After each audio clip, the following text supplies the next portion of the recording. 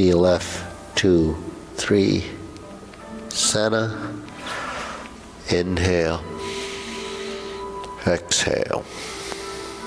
Okay, one more time, hands up, reach down, 1, 2, 3, to your right, 2, 3, to your left, 2, 3, center, inhale, exhale.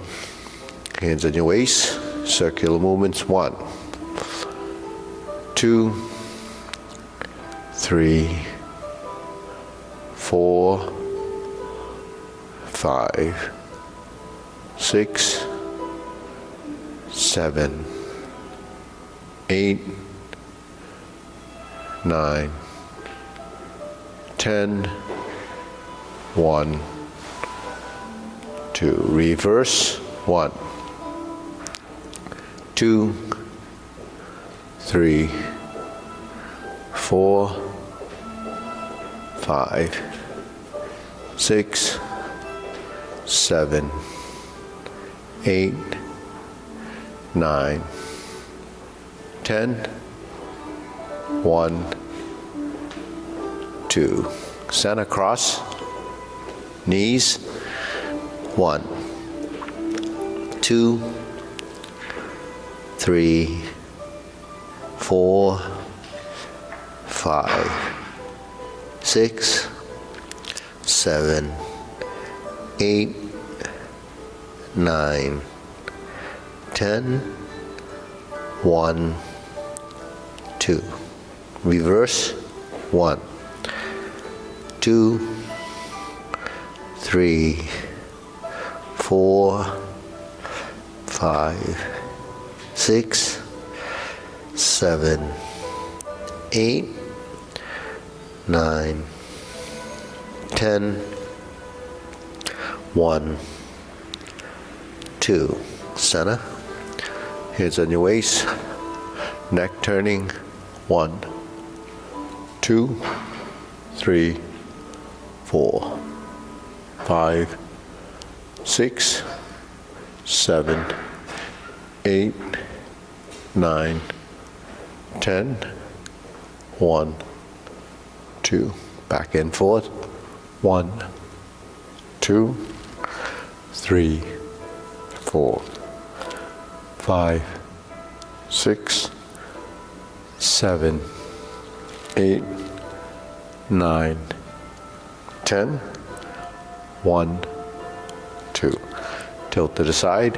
1, 2, 3, 4, 5, 6, 7, 8, 9, 10, 1, 2. Center, down, circular movements.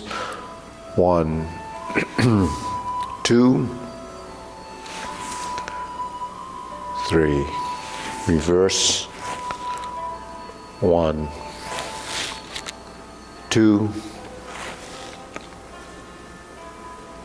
3. Center. Inhale. Exhale. Inhale. Exhale. Inhale. Exhale. Okay. Spread your feet. Turn.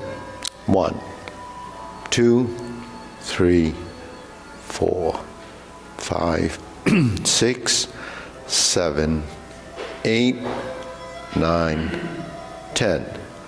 1, 2, 3, 4, 5, 6, 7, 8, 9, 10.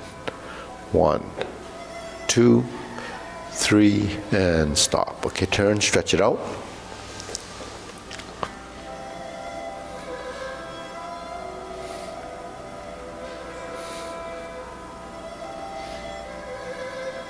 Okay, switch.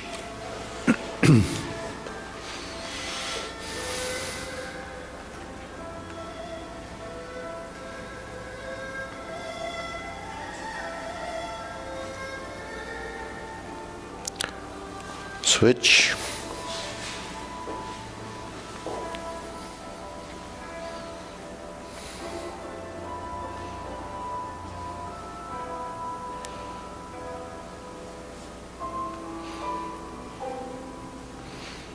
Switch.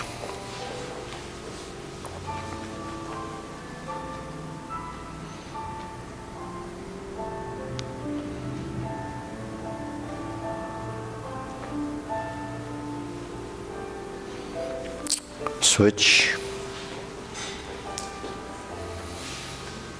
Okay, straighten the front knee.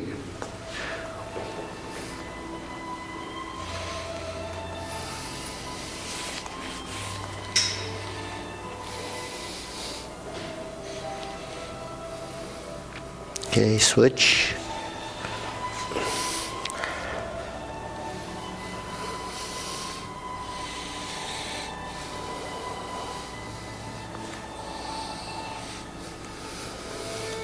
Switch.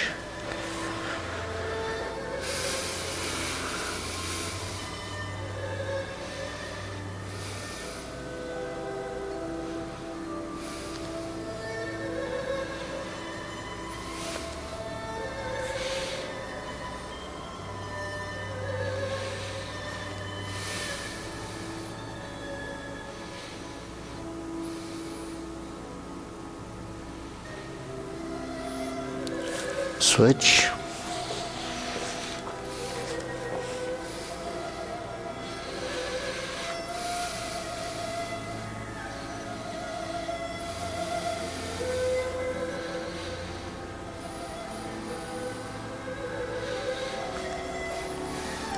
Okay, center.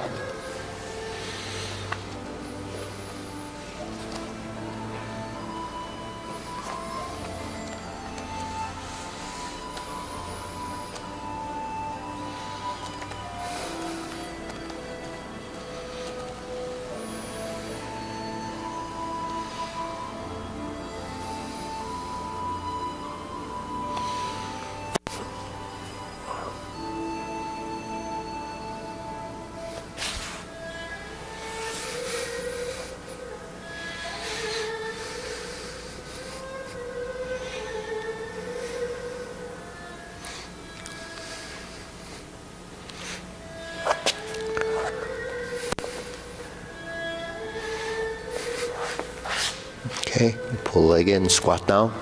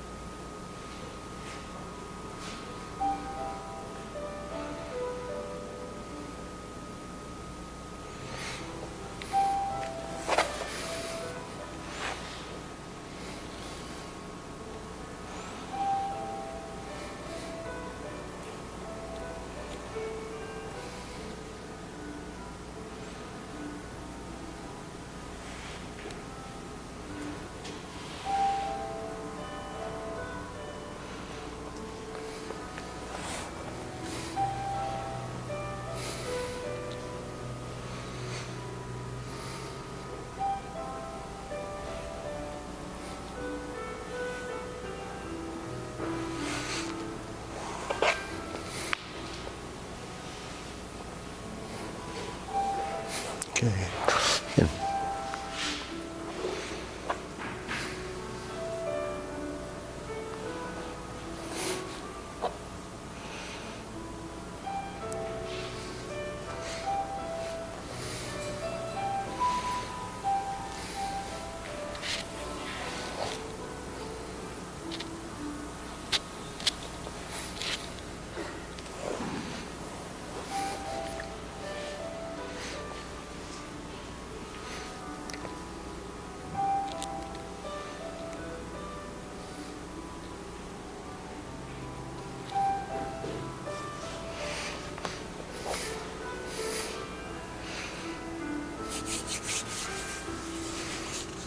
okay, shake it out.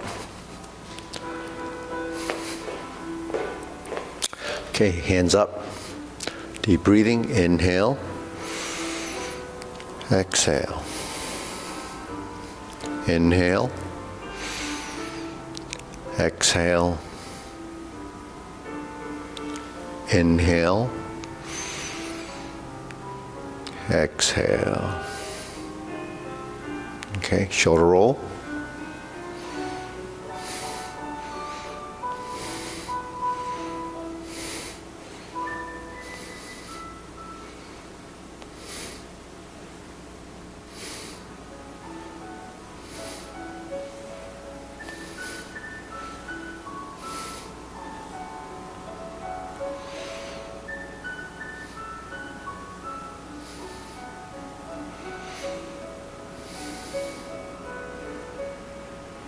And reverse.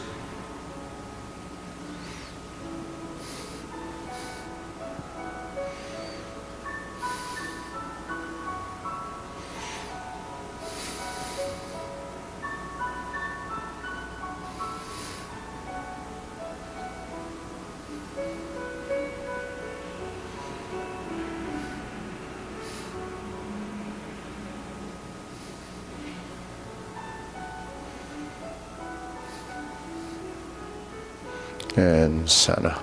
Okay. Press, release, exhale, inhale.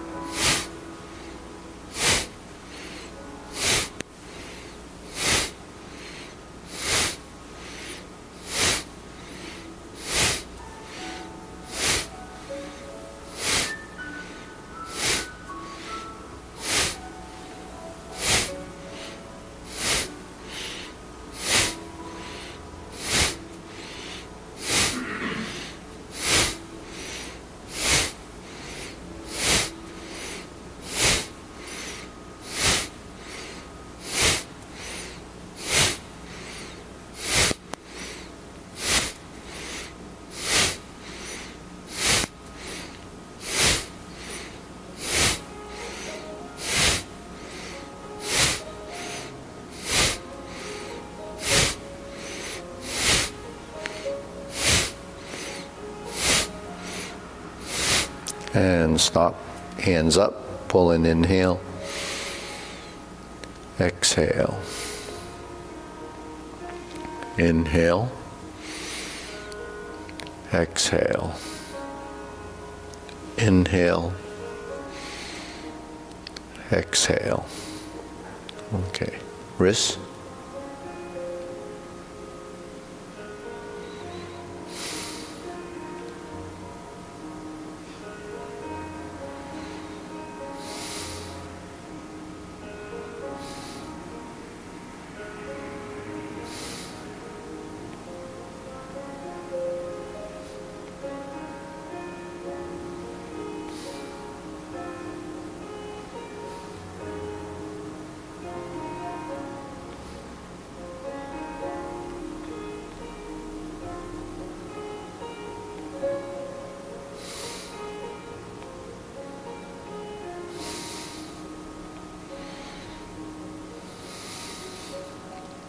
Reverse.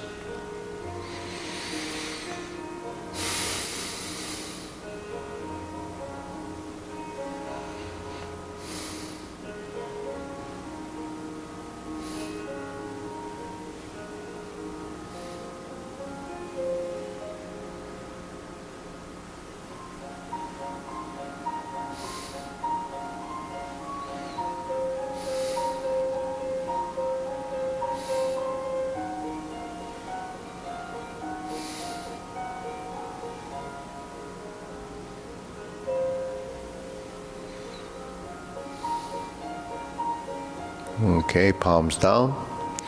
Biggest circle. 1, 2, 3. 1, 2, 3. 1, 2, 3.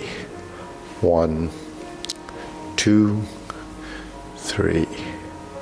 1, 2, 3, 1, 2, 3, 1, 2, 3, 1, 2, 3, 1, 2, 3, 1, 2, and stop. Okay, shake it out. Side to side.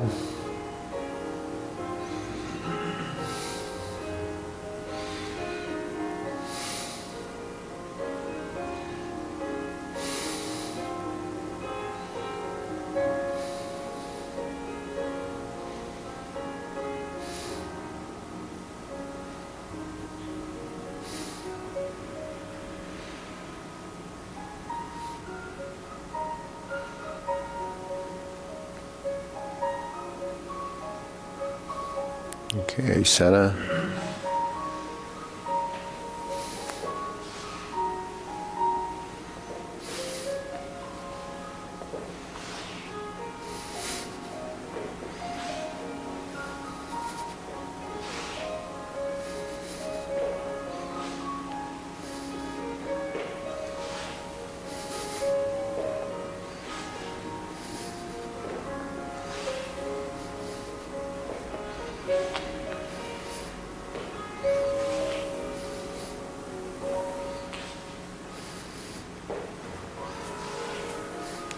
Okay, center. Insert the needle.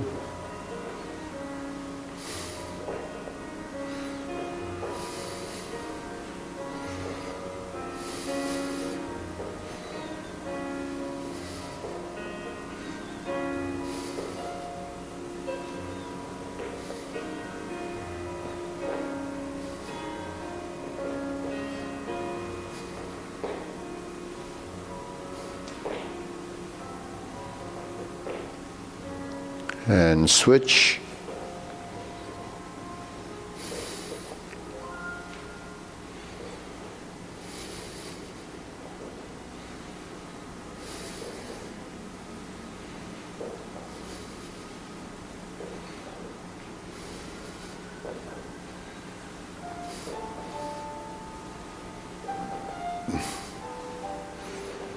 And center. Okay. Leg swing.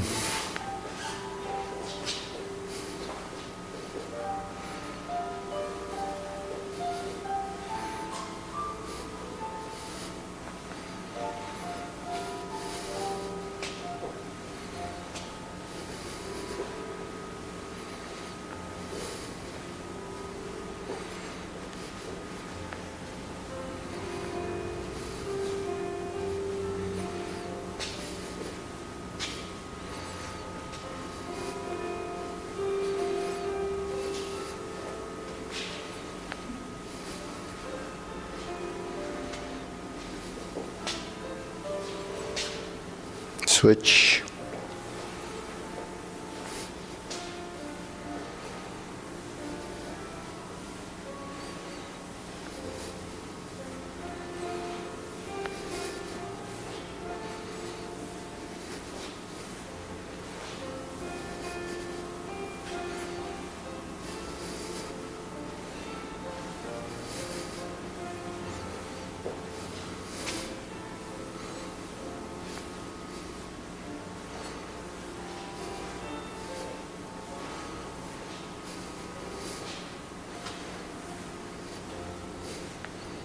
And center. Okay, side to side.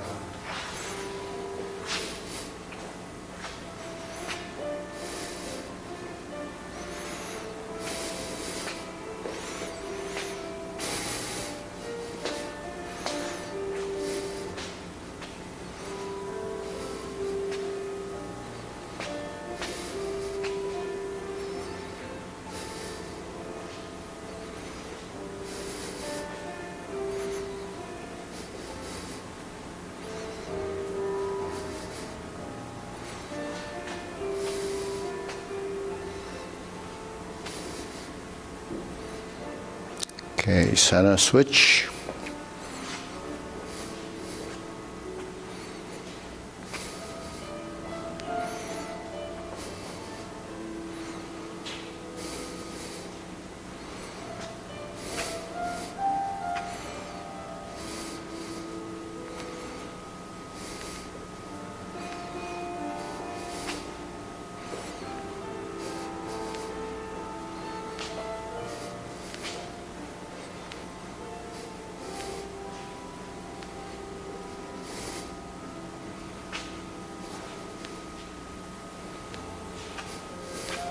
Okay, Sana, shake it out. Okay, hands up, pull in, inhale, exhale, inhale, exhale, inhale, exhale. Okay, still grilling.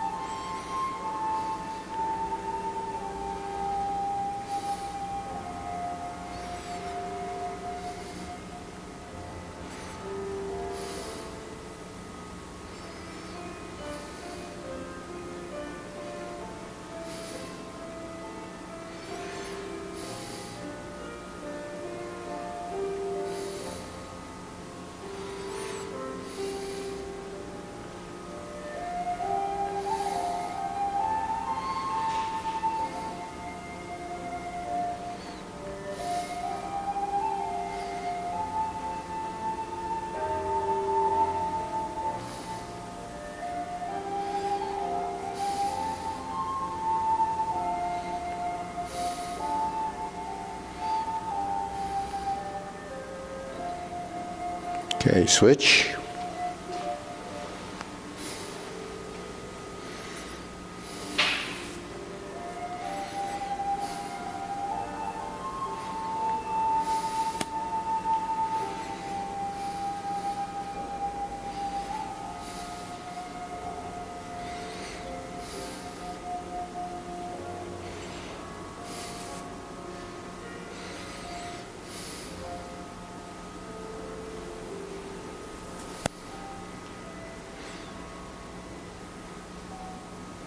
Hey, Joe.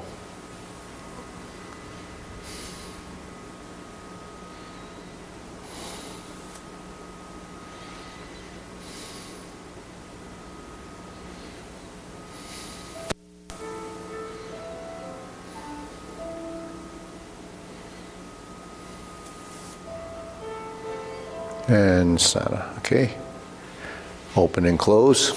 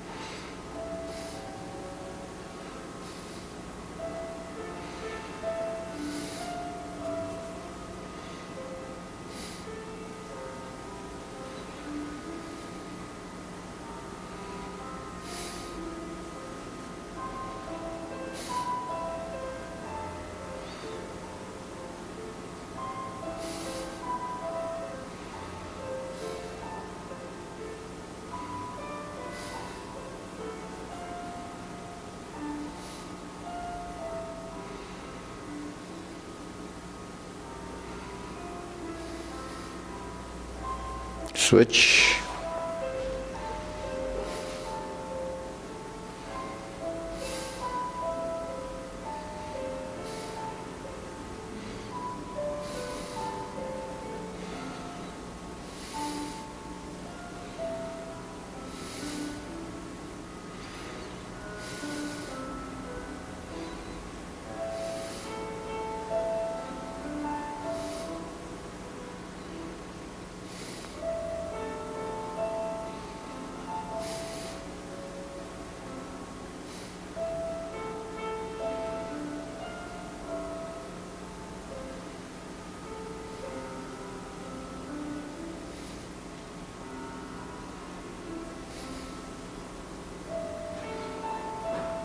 Okay, Sana.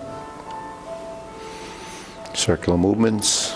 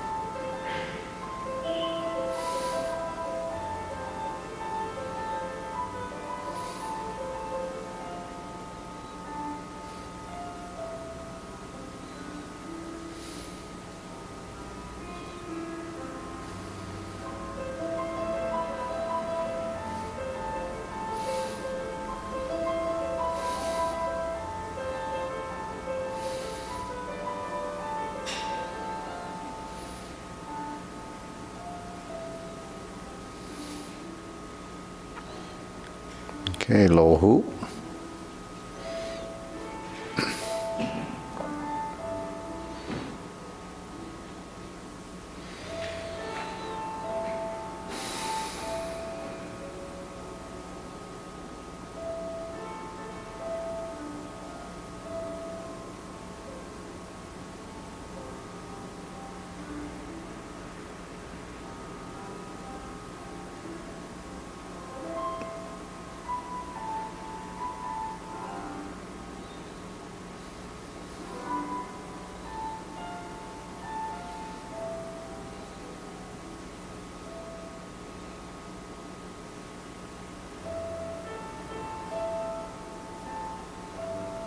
Okay, shoulder height.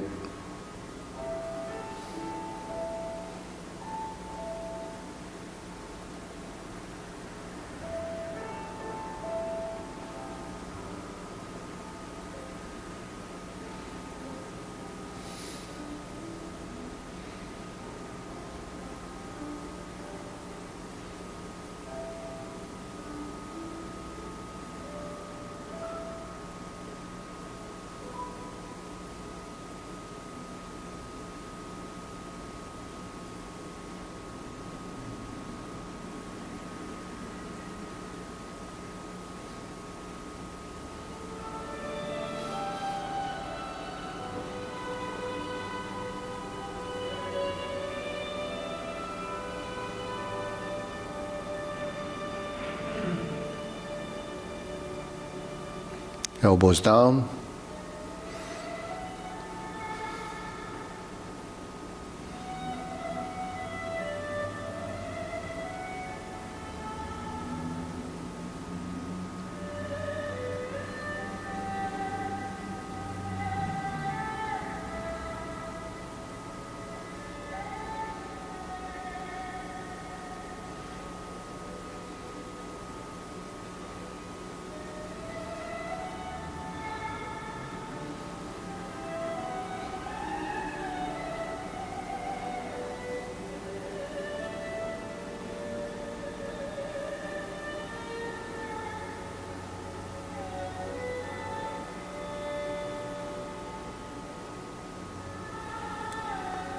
Okay, lower palms down, straighten up.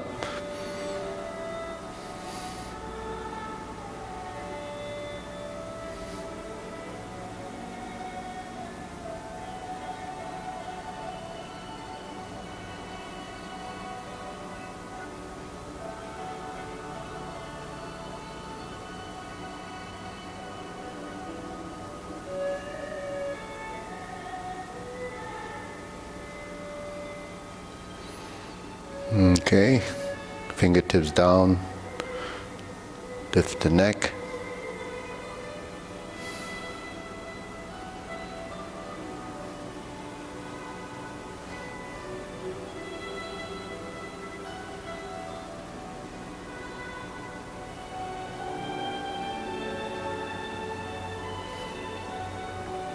Okay, deep breathing, inhale,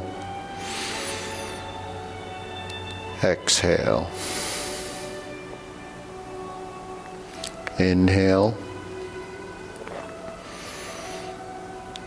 exhale, inhale, exhale. Okay, diagonal flying.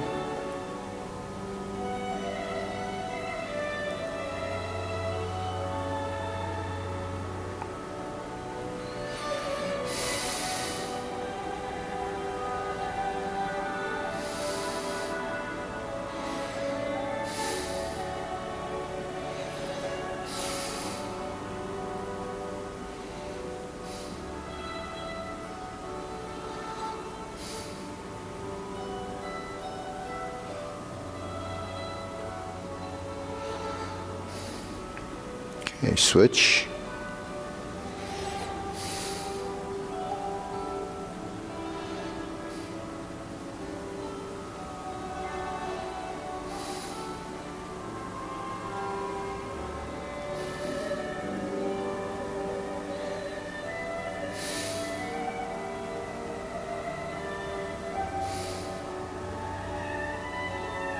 Okay, center, cloud hands.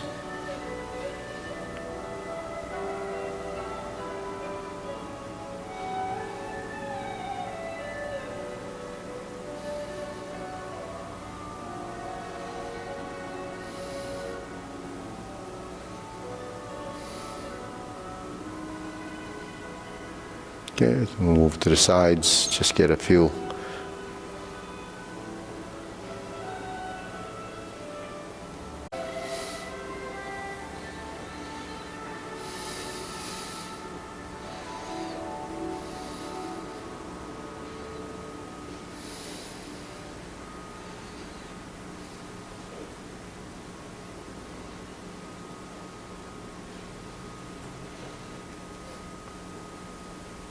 Okay, going back.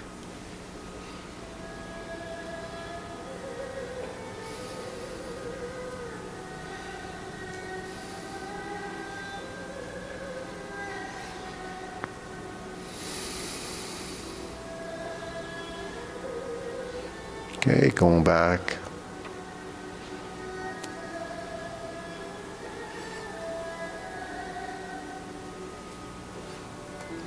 And center. Okay, palms down. Carry tiger to the mountain.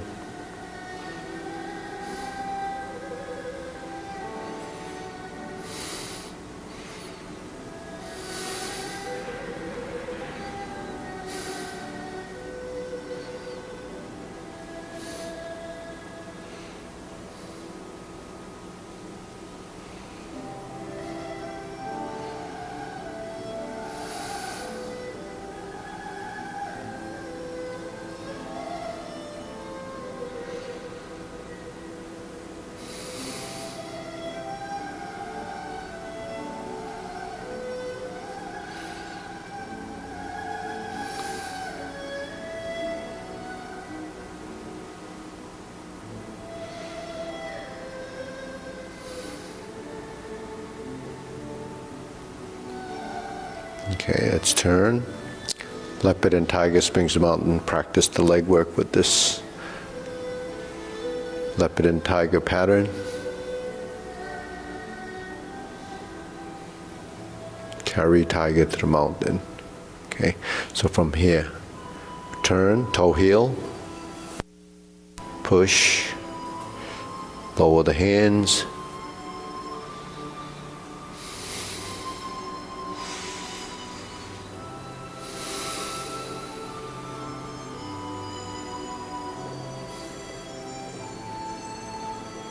Okay, turn, sink the elbow, relax your shoulder, and push. Release, twist and turn,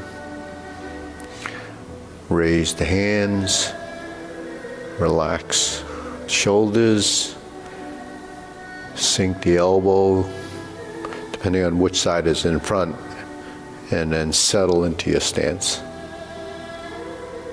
Okay. Carry tiger to the mountain.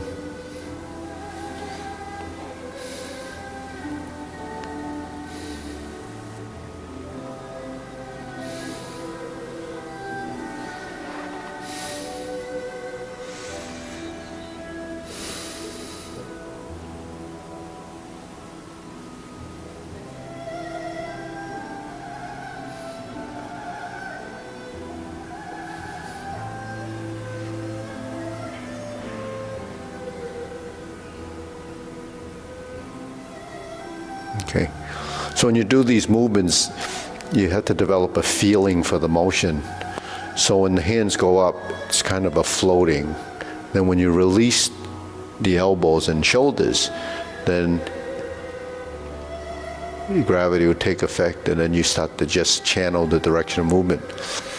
But what happens is when you release, the musculature relaxes, so then you get a surge. And then you create the action again. So that's passive active. It's, it's creating sort of a minute muscle contraction. Then you release, and then you contract and you release. So what happens when you contract and release?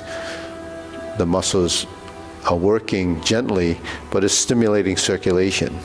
That's why when you do something like this, and you can feel the fluids in your body flowing, and you get little pulsations in the fingertips.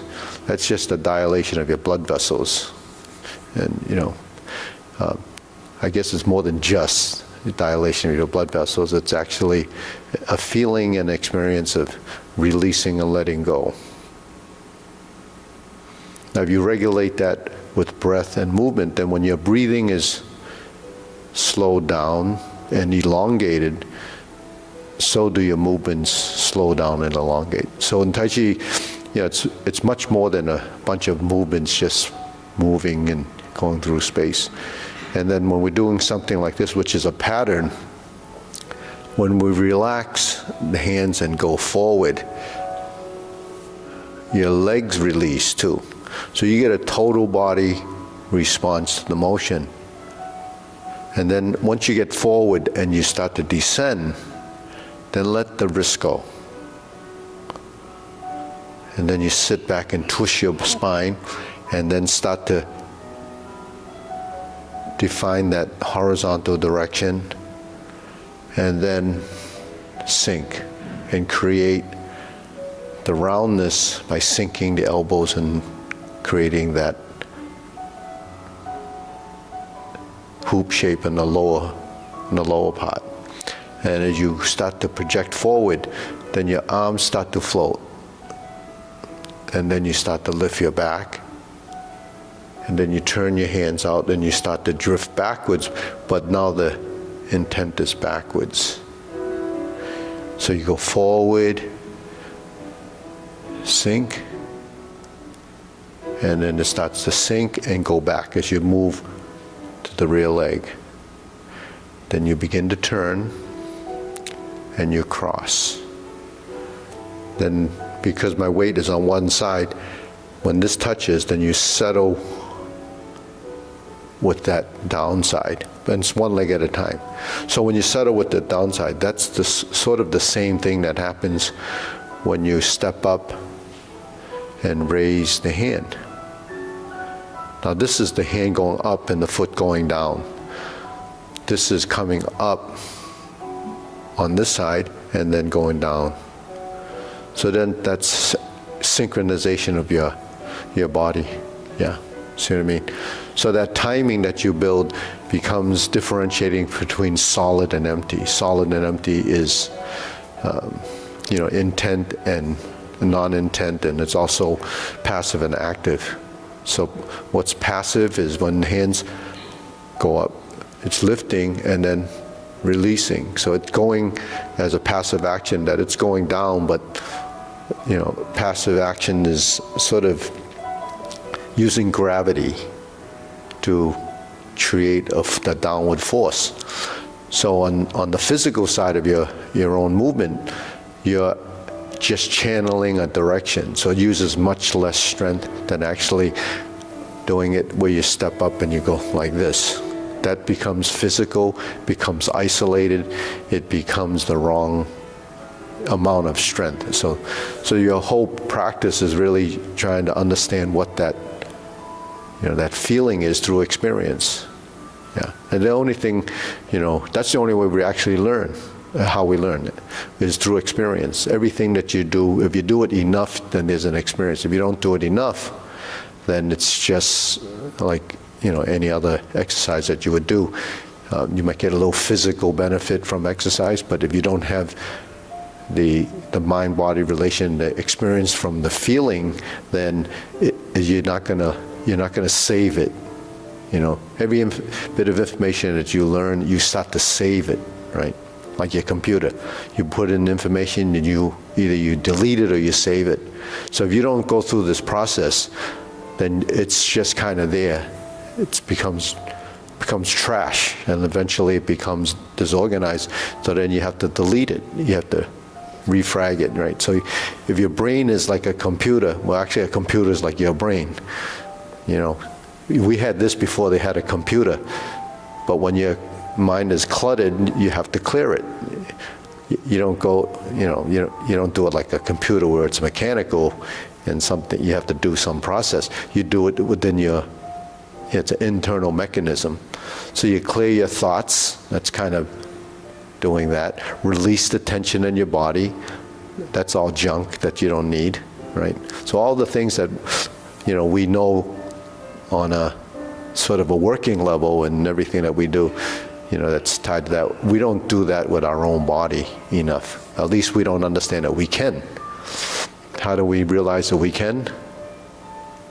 You have to kind of hear it to get an inkling of what the potential is. So when we do these forms, you say, oh, it's just a sequence, until you start to look at, well, how does the body move? How does it integrate? How does it create passive active movement? How do you shift? How do you get rid of the tension that creates stiff movement? So that's what these simple drills are. All right. Now when we do the infinity sign, all it is a change of dimension and a change of plane of movement. So this is horizontal.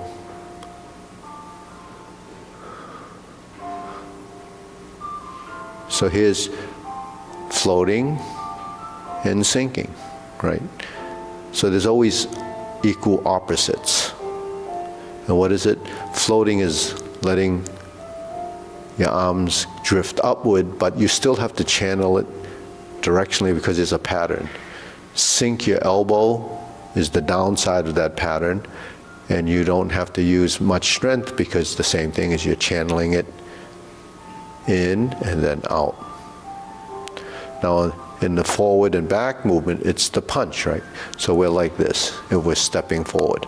But we're doing it here, and it's in pairs, so it is not a lot of twisting right to left because they're done in pairs. It's like doing a push-up. Both arms are doing the same thing. You can't do a push-up and go like this. Go. Because you tip over. And if you do a one-sided push-up, what would you have to do? You'd have to turn your body, right? Because the movement for the directional force is to the center. So you create a triangle base to 2 feet and this hand. If you did it like this, you'd have to have a pretty strong back to sustain the position. I don't even know if it's possible to do that. But the mechanical advantage is finding that center. So when the hands go out, they're like this. So that when you do a brush knee, it goes here. When it's directed to the center, you have your nose, your hand, and your knee. So that's the alignment of that final position. When you do a form the fist from the center line and you punch both hands in that center line. So it's the nose, this hand, and this knee becomes one vertical line.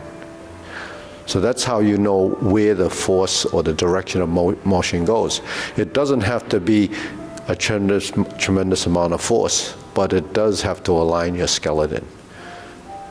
And if you don't align your skeleton and you don't finish the movement, your proprioceptive sensory system doesn't recognize what you're trying to do until it gets finalized. And then the feedback for that position eventually becomes the knowledge and the experience that you've gained.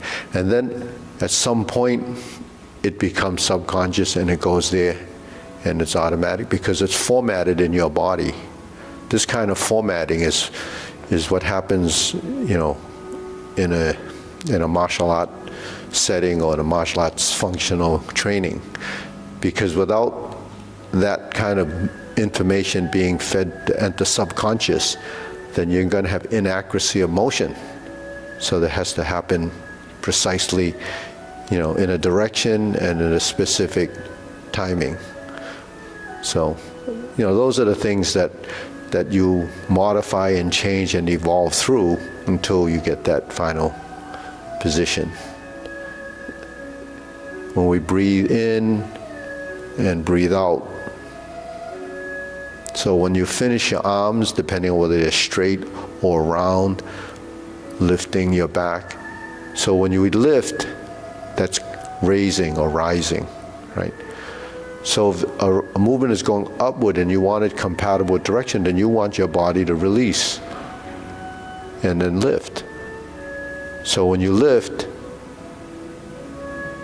then the back would be elongating.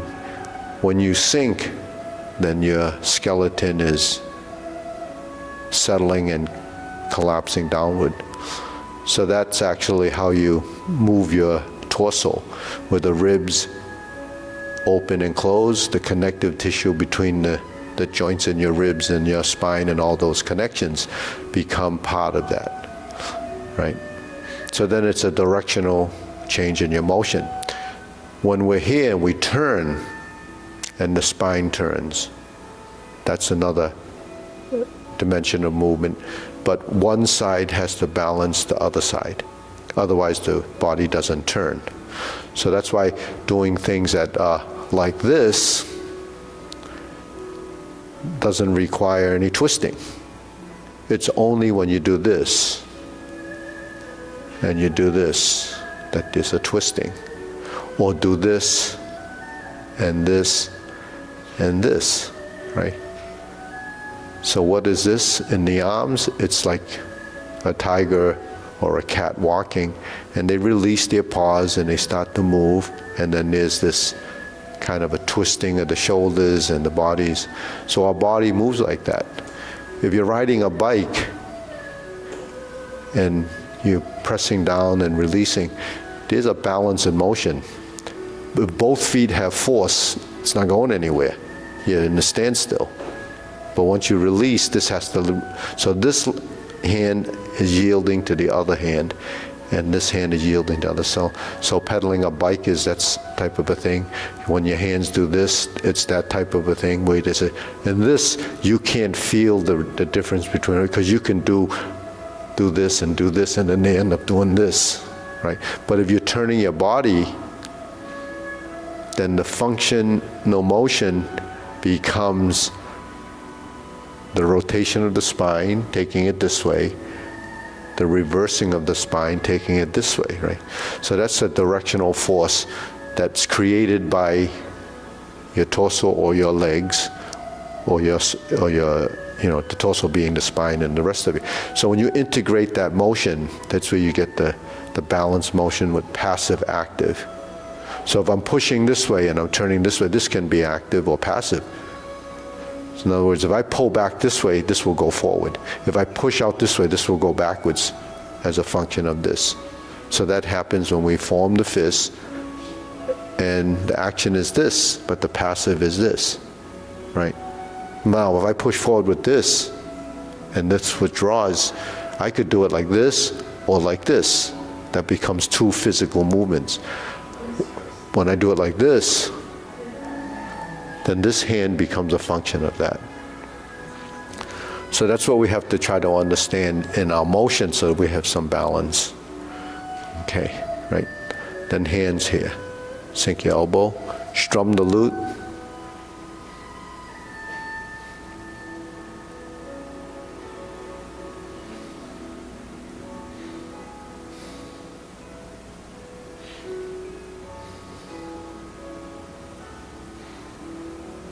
So that's where the hands go, and this is what this hand does to create that half circle. But just like that concept I just was talking about, that when the torso turns, there's a drawback, and then it comes around with the turn, right? So if my hand is coming around and moving slightly, then there's a blend of the movement directionally with the action. So then when it starts to do that, this hand no longer stays there to wait for that one to come. It has to split. When this approaches this and I'm turning, then it has to separate before they actually merge. You understand what that concept is? You don't actually stay there because you're in motion. So the hand starts to draw back before the other hand reaches that. Then you get a blending of motion. And then you have to keep a vertical spine. You don't want to tilt. Because if you tilt, then that tilting is created by something that went awry. So that means this body let go somewhere.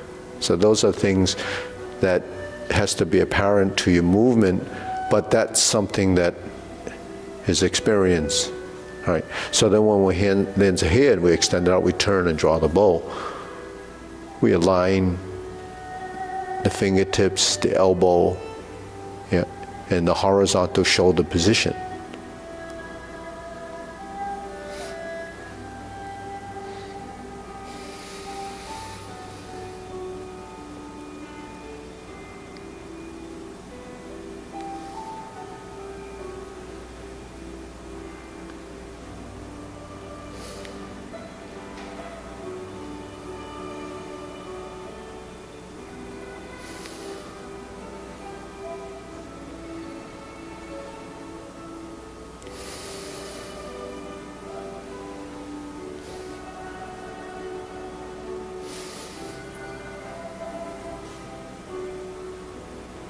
Okay, then we go to fan through the back.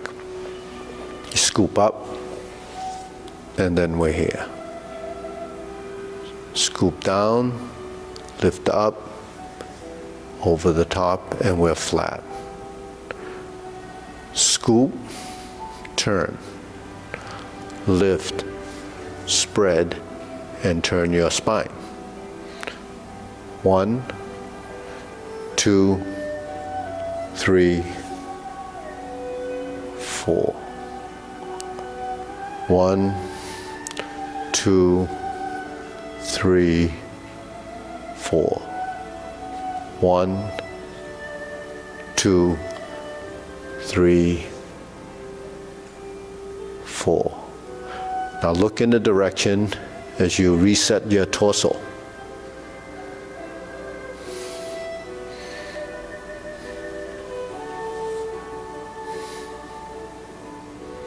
Okay.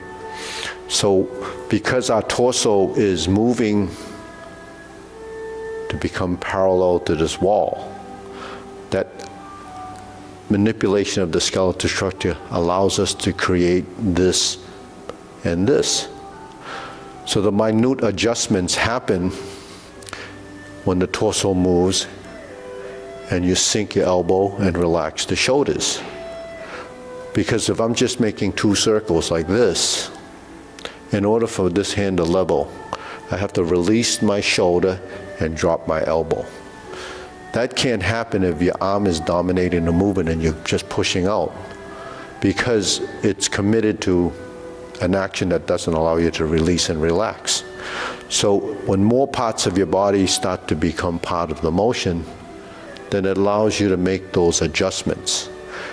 And those adjustments will only be apparent if your body is looking for that structure. So that's what the proprioceptive reflexes will do based on sequential timing of those movements, because every joint in your body has to be part of that proprioception. It's not just your hands, it's your torso, it's your legs, it's your hips, it's your knees, it's your ankles, it's your neck. You know, all these pieces have to work together. Right? Then when we're here in this position, so all of the movements that we do in any of these drills requires that kind of focus and understanding.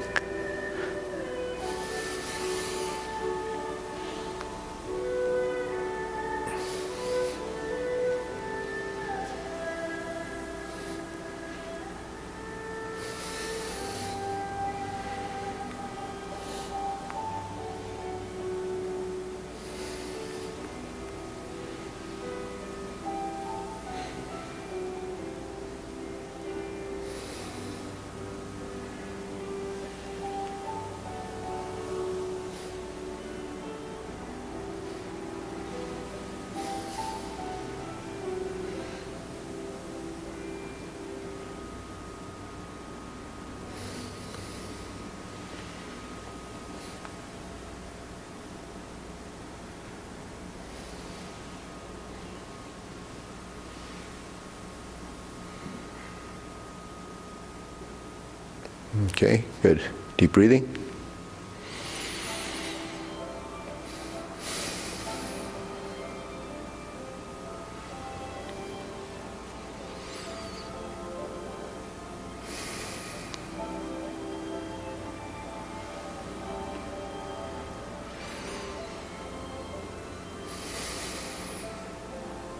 Okay, we'll go through the short form. Preparation.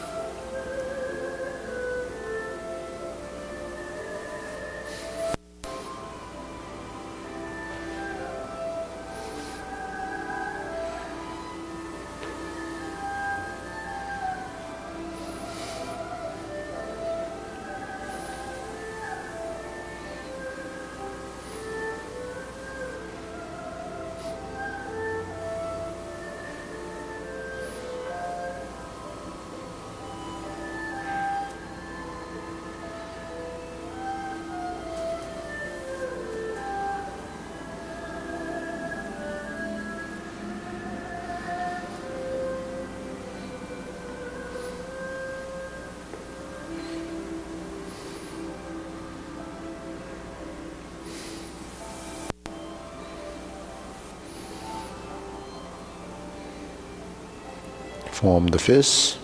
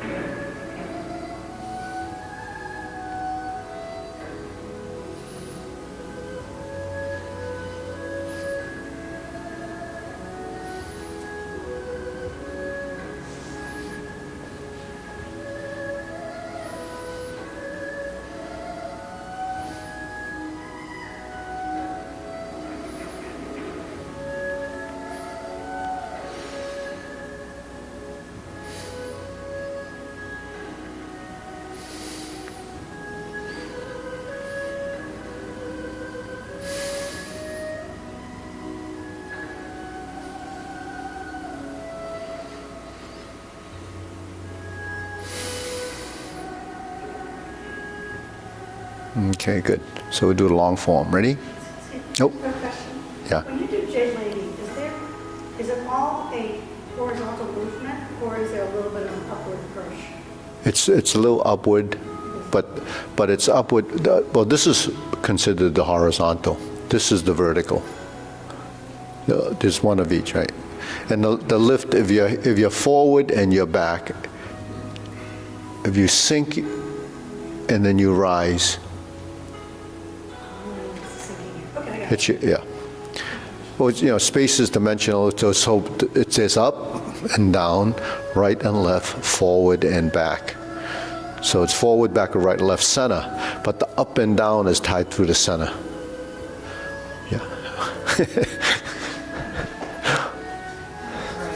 Okay.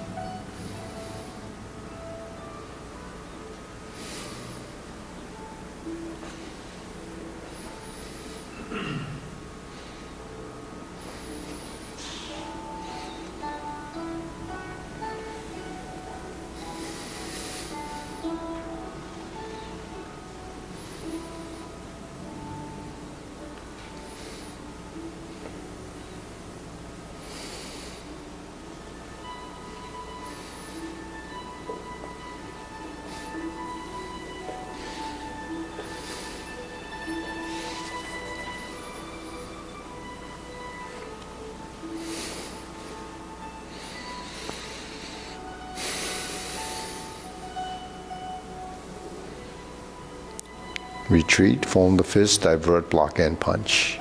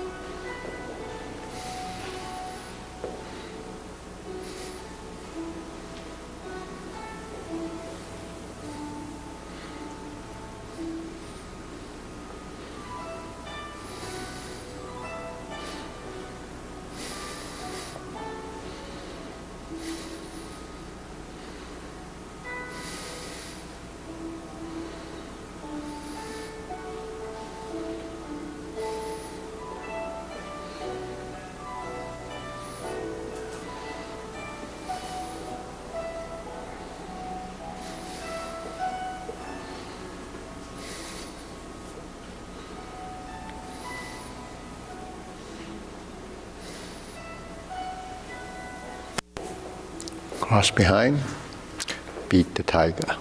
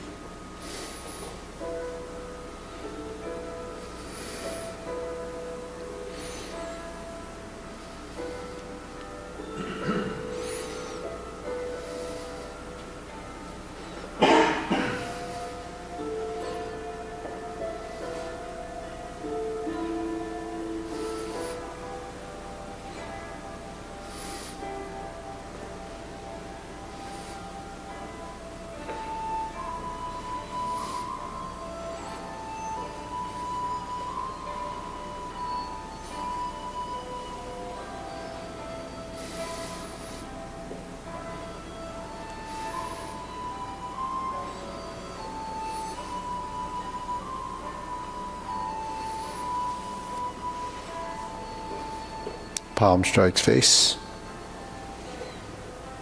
Single lotus.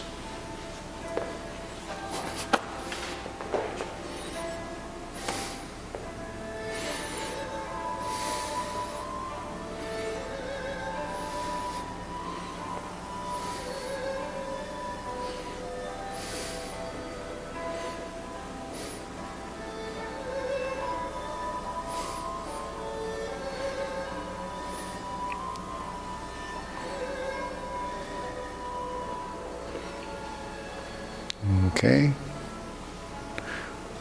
Downward posture.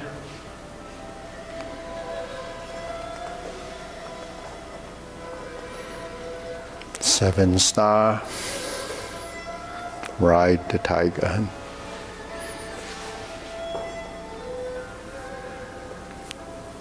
Double lotus.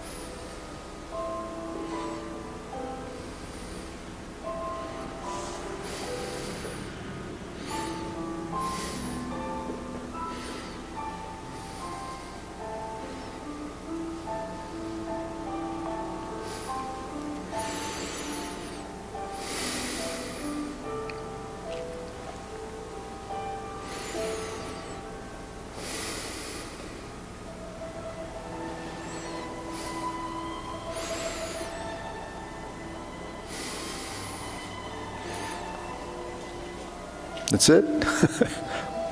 So just let it flow. So the recommended amount of exercise, when I hear them on the news or whatever, they said, the doctors come on, they said it's 2 to 3 times a week, 30 minutes. So we just did an hour and a half, and no sweat, barely breathing. Maybe we're not exercising. Blood pressure lower. Blood pressure lower. It was good frequency food. Huh? Not Yeah. breathing like when you go to JIT, the high intensity things. Yeah. But good breathing, right? Yeah.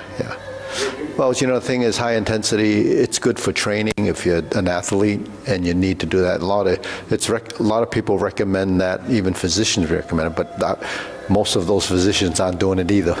But the thing is, they prescribe that because that's the only exercise anybody talks about. High intensity, interval training. Is it good? It has its benefits for endurance, but there's, they used to say no pain, no gain, right? So the pain comes from, damage in the body. So pain, to me, is not good. When you have pain, it's signaling something. When you hurt yourself, you have pain. If you overexercise, you have pain. But, a lot of times when you exercise and you're not doing it frequently, you have pain because those muscles are out of shape, and then they, if you're not doing it regularly, it's just you could just go up and down a ladder doing something for a weekend, and your legs are going to be exhausted because to stand up on a ladder takes a lot of proprioceptive reflexes because you have to sustain yourself up there so you don't fall backwards. So your body's reacting, but it's overreacting because people that do that for work are up on ladders all day long, right? But they probably don't feel good either because the body, it's abuse to the body. That's what it is. So, for older people, seniors and, senior citizens, I believe that type of thing, not the climbing up the ladders, but high intensity exercise is not good because it causes inflammation. So pain will lead to inflammation. That's all what happens. And inflammation is caused by a lot of things, but if you abuse your body, you're going to get inflammation. And what does inflammation do? It causes swelling, presses on nerves, and then the signaling from the pain sensors tell you that don't do this. And then you have to either stop or whatever, right? So pain is not a good thing. Try to avoid it. So when you do this 3 times a week, or you come here an hour and a half, I don't think you go home and wake up the next day with pain from the exercise. You might wake up from pain from, other things. Standing on a ladder. What's that? What'd you say? I said from rivets. Yeah, from lip. Wake up every morning with pain, no matter what. Or don't do it. Yeah. So, Or just stretch it out. yeah. Well, circulation. Some of the pain comes from, one of the things that happen and people don't realize is that the spinal fluid in your spine, causes the pressure in your back to become rigid. So it dissipates in young people a lot faster, but with older people, it takes maybe 35 minutes, 40 minutes of just, chilling out till your blood starts to move and the lymphatic fluids, So, once that happens, can watch your day. But some people don't realize that, so they don't do anything, and they think that's, they think it's normal for aging, but it's not. It's really. So I started doing this. I opened a school when I was 46. So it's been a while, but I do this all the time. So I don't. You did martial arts before 46 too. Yeah, but teaching is completely different from recreation. I was a recreational practitioner too. If you don't teach it, it's not something that you do day in and day out, and it's in your, forefront of your mind. If you're doing it recreationally, you have other things that are important too. So, and you just do it. But it's not the same as when you're teaching it. When you teach and you do it day in and out, it's just this semester, I added 7 classes to my schedule. Why would I do that? Right? Why didn't you? Why did I? My landlord? No, actually, but it's just something I do. I should have. You love it. Okay. Well, I probably. It's just part of my DNA. Oh, no, it's totally, it's your mission. Okay, Okay. take this. Take this off. Could you make a diagnosis? I want to Make a what? diagnose